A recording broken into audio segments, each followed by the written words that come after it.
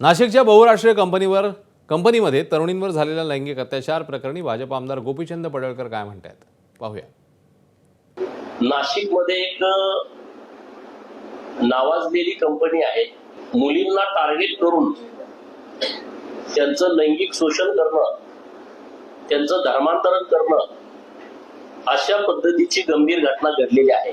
Multinational कंपनीमध्ये जे team leader आहेत, टीएल पदावरती जे काही जिहादी प्रवृत्तीची मुलं बसलेली आहेत, त्यांनी ठरवून हिंदू मुलींना टार्गेट केलेलं आहे।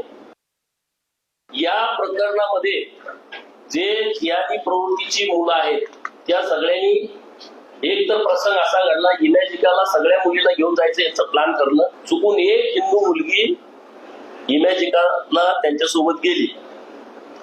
त्या मुलीला त्यांनी बरोबर जाळ्यामध्ये ओढलं। एक दोन तीन मुलांनी त्या मुलीवरती अत्याचार केला, तिचे व्हिडिओ तयार केले। व्हिडिओ व्हायरल करेन किंवा याच्याशी रिलेशन आहे ते तुझ्या घरी सांगेल म्हणून दुसऱ्याचं आणि पहिल्याचं रिलेशन आहे म्हणून तिसऱ्यानं असं त्या एका मुलीवरती तिघांनी अत्याचार केलाय। एबीपी माझा, उघडा डोळे बघा नीट।